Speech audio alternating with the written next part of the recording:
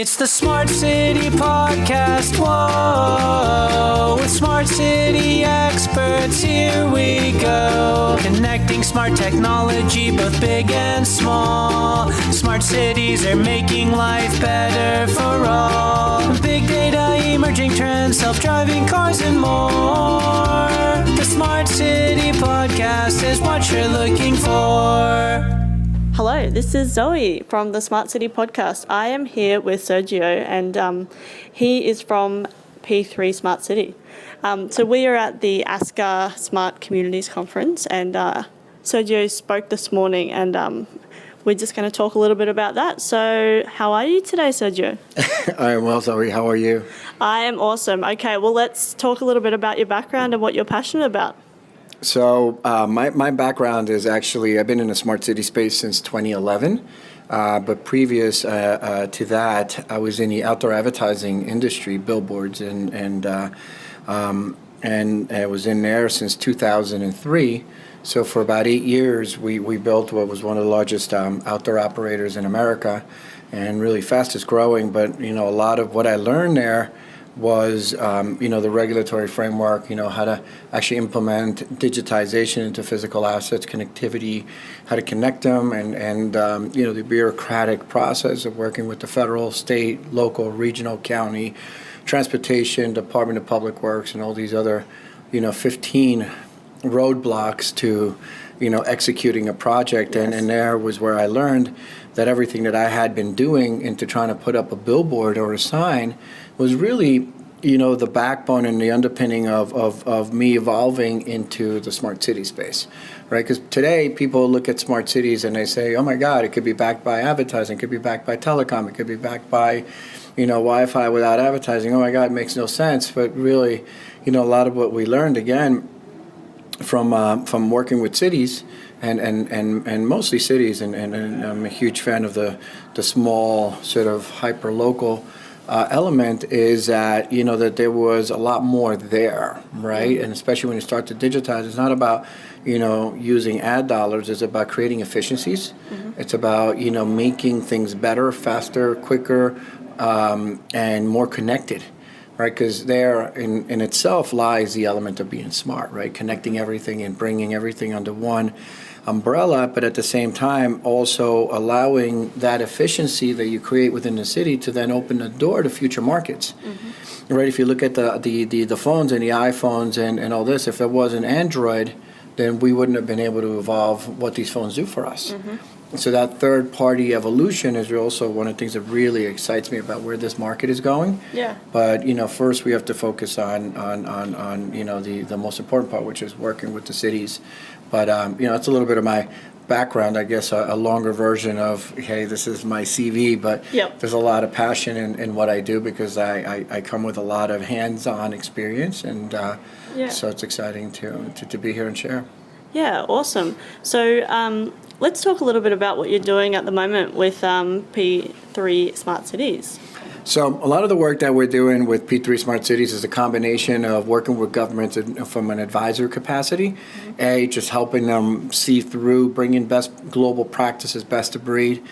We also work and collaborate with other major groups in the space globally. While at the same time, obviously our goal is we're really more of a master developer. So what we do is we help create the project, set up the project, we help bring in the capital and the execution and all the best of breed technologies that apply to your local city or your local region. Because what works in Turkey doesn't work in Argentina, it doesn't work in Mexico, it doesn't work in America, it doesn't work in Australia. Mm-hmm. So that element is also so important. That's why, to us from a P3 Smart City Partners company's perspective is we're technology agnostic. We're betting on the future, right? And really, as I was saying earlier, we're betting on the highway and what the highway can create mm-hmm. rather than the vehicle. Mm-hmm. Right? So because a lot of our expertise and everyone in my company, the expertise really lies on policy, lies on, sort of advisory to execution, right? Not advisory to talk, right? But really looking at it and saying, hey, look, our goal is to help you get to the project so we could help you be part of that project. So the quicker we get you there, then the best technology, innovation in how to bring in the financing or the best strategic players or the best revenue streams and what have you, obviously then we have a vested interest, in really getting through that first phase to then go into the second, third, and fourth, and what have you. Yeah, awesome. So one of the questions I normally ask on the podcast, I'm putting you on the spot here a little bit, is I want to talk about the emerging trends that people aren't talking about at the moment. So do you have any thoughts or ideas about that? Emerging trends in smart city, or yeah, in smart city. one of the ones that I'm the most excited about, and nobody's talking about. I just got back I was in Portugal speaking at Erasmus conference. They're like an economic global event, and talking about smart cities and smart infrastructure, and really bringing the power back to the city to then faster evolve. And that funny you say that, because that question came up of sort of where are the trends and where are things going, and even in Dubai as well, because we were there for District 2020 and the Expo for a couple events that were back to back to back.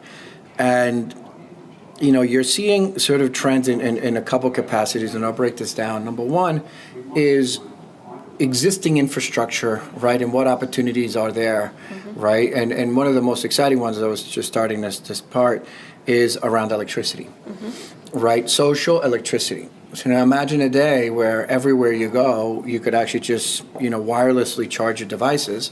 Obviously, when you get to that point, it's not free, right? You're gonna, at some point, it's cost money, right? So social electricity, where they're doing it already in Chile, is basically you come and you go and you put your phone down and it automatically starts to charge. But you actually get 1,000 points, which is making that up. You get 1,000 points a month to utilize the free electricity. It's like when cell phones were first coming out, they were giving you X amount of data for free or calling, and then they charged you, right? So it's like they got you hooked. But it's okay. It's a free market play, right? You're still getting the aspects of opportunity, and otherwise carry your own charger and go charge somewhere, or carry a battery pack, right? But this opportunity, in the way they're doing it, is basically then I run out, and then I send you a Facebook message or a WhatsApp or something, says, Zoe, can you please transfer me, because they're basically tokenizing electricity, and saying, Zoe, can you send me 500 points because I need 2 hours, I got to do a conference call to whatever, and then you send it to me. But then I go out and I run out, right? So then you pay for it. But it creates this sort of element of unlimited free, as long as you're utilizing your social network, right? And at the same time, also a revenue stream for the infrastructure, so that it's a win-win. It's not a prohibitive, but it's also it's a great innovation, and we're starting to see Chilean government has embraced this with Enel, the local electricity company, but we're also starting to see that be part more of the vision. The only problem with something as forward-thinking as this is that you still need the infrastructure. You need to be able to put wireless. So typically right now you're looking at buses, taxis, which is still good. That's where you move around, trains. Then the other part is that what we're really excited about from smart city perspective is really the advent of blockchain technology, and how that will apply and change and impact how data is utilized in cities, right? So we see so much of this element of the Googles of the world or Facebooks that are privatizing data, that their entire business models are built on data. I personally believe that the future is not that, right? That the future is businesses will be built on shared data. What is the internet but a collection of communities? That's shared information. So look at what we built there. Imagine now if you look at data, and that's where blockchain comes in, it's utilizing data in a shared element and transparent and not privatized, right? It has to be bi-directional. So, and validated, right? And so when we're looking at, how this sort of convergence of different things that are coming together all of a sudden at such speed, I think it's really exciting, because that cutting edge conversation is, hey, what if you actually were to look at a city and say, I know 100% of the data that I can now create a business that doesn't exist today, right? But will exist when every other city comes online and has the ability to share all of that data, everything from commercial data to, transportation to connectivity to just public information. And what if you could actually build on top of that, right? Like you did with Android, and Android has changed the game, right? Android now, you have the ability, how many apps do we have that run our lives? Never mind help our lives become easier. Well, hey, what if that evolution of apps for phones, you actually were to look at apps for cities. For cities, yeah. Right? Where, hey, there's things that you and I and those two people over there like. Well, hey, why can't we have our own cluster within the smart city? And I think that open architecture evolution will be advanced by blockchain. And Yep. I think it's really exciting. And I think that those two things to me are really, really exciting, because I think connectivity and everything else and fiber, gigabit speed, all that stuff is all the conversations that have been going on. But I think of what's really exciting around the corner are those two things. Yeah. Awesome. Well, it's been so great to chat to you today, and I look forward to talking to you again soon.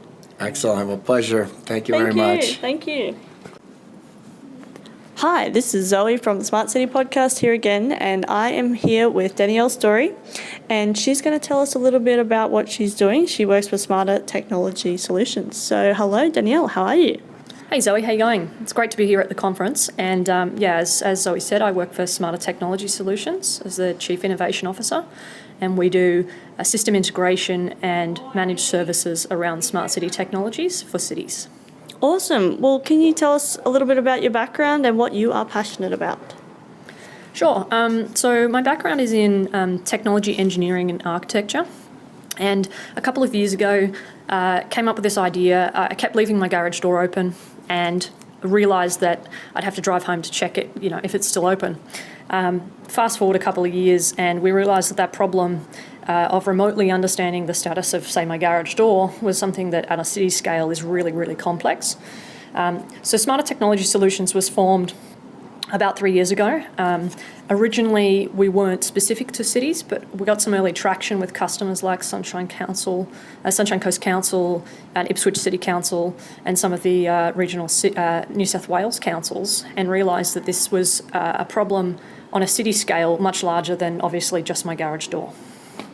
Yeah, awesome. So why the smart cities kind of space? Well, I think it's probably down to the fact that I guess underneath it all I'm a bit of a greenie, and the sustainability impacts, and we all kind of have to live in towns and cities. So I guess it's nice to have that fundamental, underlying impact of being able to make the cities more livable, more economic, more sustainable. Plus, it's just a heap of fun. Yeah, definitely. I agree. Let's talk a little bit about some of the emerging trends, and the ones I like to talk about are the ones that people aren't talking about. Do you have any ideas on that?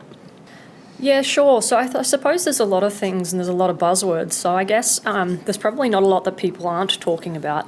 But I think the two things that I've been focusing on most is around sustainability and efficiency, and using sensors and technologies to understand why things happen, but also to preventatively know that, say, a flood is coming or a certain weather event or those sorts of things, and then trigger actions like pulling barriers down at a level crossing to stop people driving through floodwaters.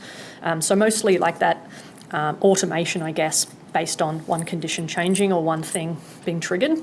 And I guess the second is probably just the way, it will change life, in the sense that as a citizen, having access to more information, and as a council or a city having access to more information, services can be more aligned, and certainly as citizens we can be more involved in decision making. I think that's probably the most exciting thing I've seen coming, and of course all the technology underneath it's pretty sexy and cool, but it's nice to be able to see that human impact. Yeah, definitely. Now, I think that there's a bit of a disconnect between the different disciplines, governments, academia, industries, all that kind of thing. Do you have any ideas about how we can integrate better across all of those? Yeah, I was actually talking with someone earlier at the conference about this, and the problems that one region has as opposed to others is often different. For example, we're in Melbourne right now, and I would say it's probably one of the cities that has some of the best public transport. I got a tram here this morning and then walked a couple of 100 metres from my hotel. Whereas, say, in regional Queensland, they don't have the same mobility and transport. They've got different problems, like they might be trying to support their economy, or they might have cyclonic events that happen several times a year. And I guess the context of the location drives a lot of that, but also, it certainly shapes things. So I guess I see the huge benefit in having people and the regional focus, I guess, to be able to drive what the solutions are, not just the glossy brochures and the case studies that apply to the big cities. So I would say that's probably the big thing, is that there's not really a one-size-fits-all, and it's like a lot of the industry at the moment is kind of pretending that it is like that. And even globally, the problem that, say, Singapore and London and LA have are not necessarily the same to, Brisbane, Darwin, Dubbo, for example. Yeah, awesome. So how do you think Australia kind of ranks when it comes to smart cities? So I guess up until recently, I thought we were really far behind. And I actually think in some aspects, sure, we might be. And certainly around our public infrastructure, I think we are a little bit behind some of the other cities in the world. But then if you look at the IoT sensor type technologies, I would say by and large we're probably ahead of many areas like the States, maybe even the UK, perhaps not Europe, but I think it does vary quite heavily regionally and definitely based on the use case. So here we tend to have a lot in the environmental sensing space and some of those other aspects of a smart city, but we maybe haven't made as many strides in, say, mobility and transport as others. So I think, it's a bit of a mixed bag, but I don't think we're faring too bad globally, although I guess our innovation index probably says otherwise. Talking with the global vendors and partners, I don't think we're as far behind as people think. Yeah, cool. Let's talk a little bit about what technologies you are particularly interested or looking at. So I guess something that comes up and is pretty standard across most councils or regions that are bigger than, say, a 30 to 50,000 people population would be probably street lighting and having dynamic control of lighting for safety, for preventative maintenance and otherwise. I think that's probably one of the biggest use cases, and those with very decent benefits, especially when it's coupled with LED lighting replacements. Certainly the energy efficiency, cost efficiency and alike are really evident there and really easy to measure. I think public Wi-Fi will continue to be quite predominant, especially in areas where there's tourism and larger cities. Less so in regional places, but there has been some great state initiatives to help connect the outback Queensland and other locations that may not have the funds to go out and do it themselves. And I suppose things like your smart water meters and, as I mentioned, the environmental sensing and smart waste to sort of optimise those services is pretty important too. So rather than just individual technologies and that kind of thing, do you have any ideas about how we can kind of integrate that all together? Yeah, so again, I was having some conversations this morning around how do you know you need a smart city platform, or how do you know that you should go and put on those siloed or individual components. And I guess it depends on the intent and the problems you're trying to solve. So I was talking with the council this morning about how over in Bad Husfield in Germany, I'm sure I'm pronouncing that wrong, they had an issue with noise because they're a major transport hub. And so that was one of their key problems, whereas, issues that we might have here in Melbourne might be entirely different, different in different contexts. So I think it largely depends on what you're trying to achieve. And I guess a word of encouragement around that, I think it's really important to understand why you're doing these programs and what you're trying to achieve, because it helps drive the technology, the platform, all of the decisions along the way to have real clarity about what success looks like. And it's something that we sort of coach our customers through, because, the tech's very sexy and it's great that it's a big buzz, but you want to make sure that you can get measurable outcomes. And so that's something that we try and focus on. And certainly being able to aggregate that all into one platform makes it easier to manage. But again, if it has an intent, then it's good to know and be clear on what that is. Awesome. Well, thanks so much, Danny. It was so great to talk to you this afternoon, and I look forward to having further conversations. No worries. Thanks for the coffee. Cheers. Hello, it's Zoe back again from the Smart City Podcast. I'm here with Dale from Reekoh, and we're just going to have a bit of a chat. So how are you this afternoon? I'm good, Zoe. How are you? I'm very well. Having a great time at the conference. I hope you are as well. It's really good, actually. There's a lot of people that we've been wanting to meet for a long time have come, so that's always really good. Yep. Some really good quality speakers as well. So, all looking pretty good so far. Yeah, cool. Well, let's talk a little bit about your background and what you're passionate about. My background, I've been doing, digital startups for about 20 years or so, across every major sort of wave of computing, so from web to mobile, cloud, and now IoT. So I'm always really passionate about building, experiences that change people's lives, at various levels. Don't want to get too esoteric about it all. We're not curing cancer in a lot of cases, but things that really allow people to either experience life in a new way, experience new services that obviously which are also enabling businesses to create new things for people as well. So I'm pretty passionate about trying to find the new opportunities in things that are kind of probably still emerging. So I'm typically the guy on the surfboard out right in front of the wave before it's really sort of become a wave. Mm-hmm. And then by the time everybody's on the wave, I've kind of probably at the back and waiting for the next one. So I'm always really passionate about innovation, that sort of creative thought process of building something new, and finding really innovative solutions to real problems. Mm-hmm. That's what gets me out of bed in the morning. Yeah, cool. Well, let's talk a little bit about some of the things and projects that you're working on at the moment. So Reekoh as an integration platform for IoT means that we get involved in a number of different industry segments. So obviously here it's at the ASCA conference around smart cities, but we're also working with customers in water utilities and agriculture, mining, infrastructure. So there's loads and loads of different things that we can get involved in as a tool and as a company to sort of provide them with the capabilities that our platform enables them with. So some of the really cool stuff, I guess, that we're seeing, in the water space. There's always the basic sort of metering, tell me if there's a leak, type of idea. But opening up some of that data, to the consumers to have sort of more control over how they're utilising water. I guess kind of resource management is really important to me in terms of how we're using our natural resources. So a lot of the things that we're seeing in the water and energy space are really exciting. In the smart city space, there's so many projects that are going on covering everything from autonomous cars and robotic lawnmowers on sports fields to your standard smart bins, smart lights, smart parking types of things. But I think the thing that's most exciting in that smart city space is just seeing that councils are now at a point where they really are wanting to do things. They've for most of them, they've really gone through a period of time around their strategy, and now they're really having a go. And I think for a lot of people, a lot of organisations in IoT, it's not till they actually start trying something that they realise, how hard it can be, but also what are some of the results that they can get? What are some of the innovations they can build? So seeing that people are ready to start having a crack is really exciting. Yeah, cool.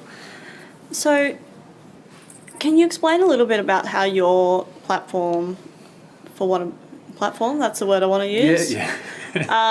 Explain how that kind of works and why it's different to some of the other things that are out there at the moment. Sure. Well, yeah, so everybody has a platform, and sometimes they're not actually a platform. But yes, we have an integration platform that looks specifically at the data that is being generated from the things, I guess is the easiest way of saying that. Mm-hmm. A lot of solutions that are in the IoT space right now, a lot of people are focusing on turnkey end-to-end solutions. So they'll bring the devices and the sensors, they'll be pre-connected to a network, and there'll be an application or a dashboard or something at the other end. And while that's great from a quick, easy to deploy, answers one or two questions really, really well, we tend to work with larger organisations that are solving multiple problems on a number of different fronts for different business units within the organisation, and then having to work with a much, much larger number of vendors across the devices and the networks and applications, and clouds and everything. So our platform is designed to move information from the Internet of Things into an organisation where it creates the most value for that organisation, where it unlocks the types of outcomes that are really matched to the way that organisation does business, rather than giving them another application or another system to have to use. It's about how do we move that data to where somebody in an organisation can make the most use of it, utilising from a technology standpoint a lot of the tools that they already use today. And that has benefits from an investment standpoint. You're not trying to sell things that people already have.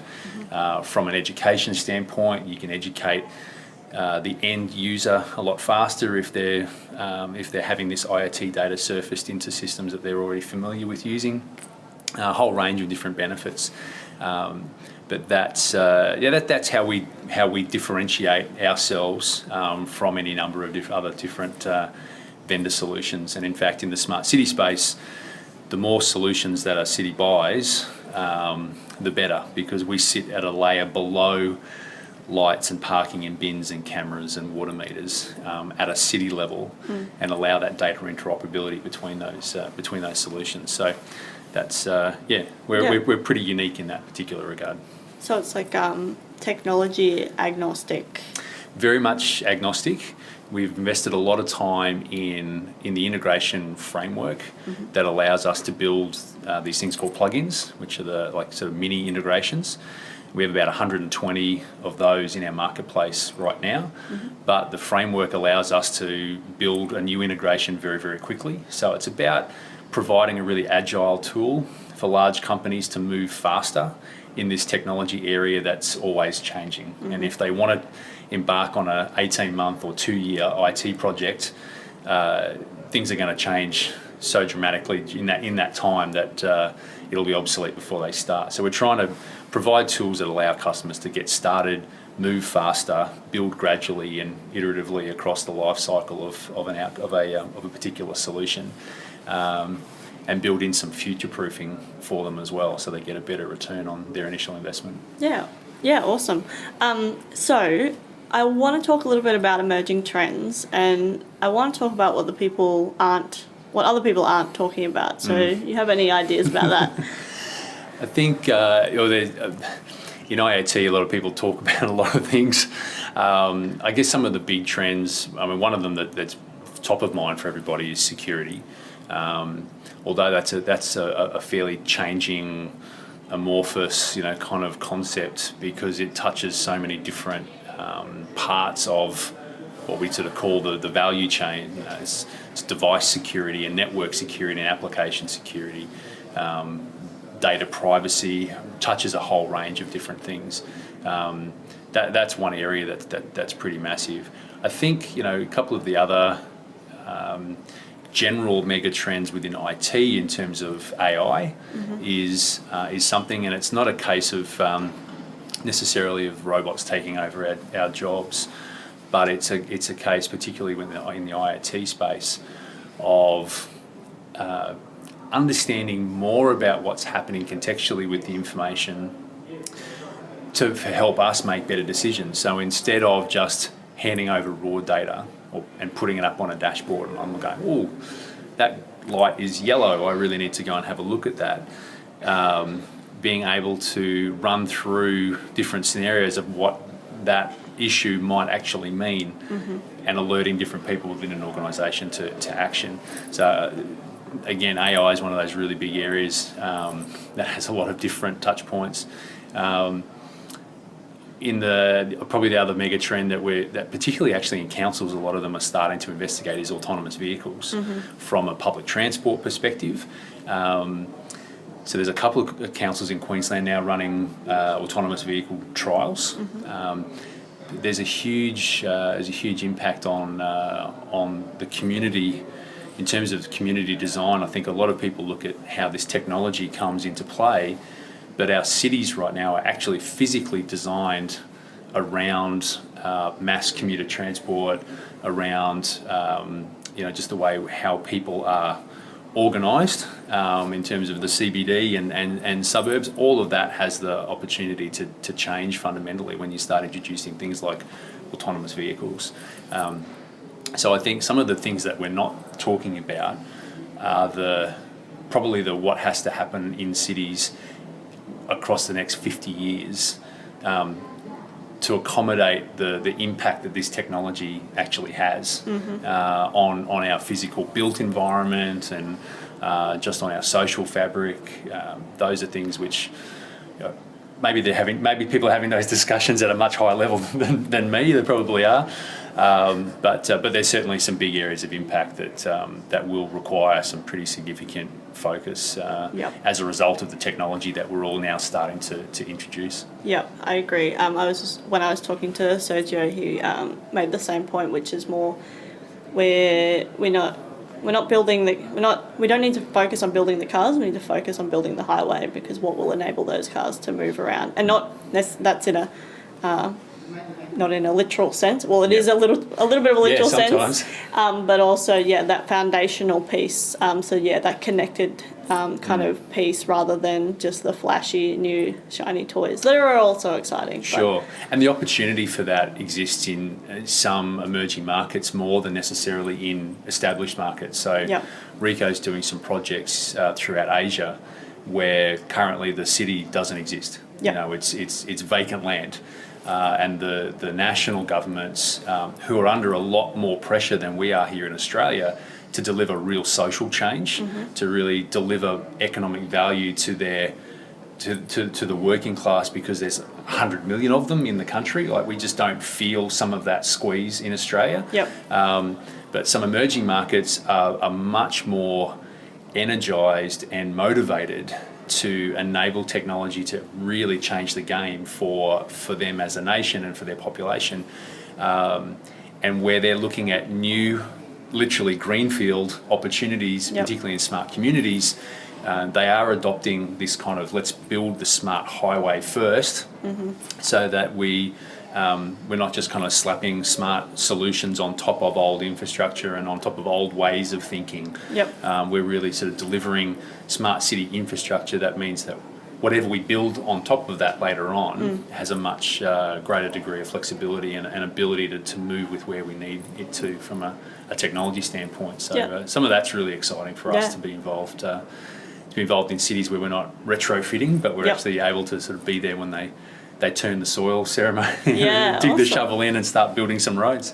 Cool. Oh, well, it's been so great to talk to you this afternoon. Thank you. And I look forward to having further conversations later down the track. Pleasure. Thanks. Thanks. Enjoy the rest of the conference. You too. Okay, see you, bye. It's the Smart City Podcast. Whoa. Thanks so much for listening to the Smart City Podcast. Show notes for this episode and all other episodes can be found at thesmartcitypodcast.com. If you have any questions or comments for me or any of my guests, connect with me via email, zoe@thesmartcitypodcast.com, or via the socials. I'm on Twitter and Facebook @SmartCityPod.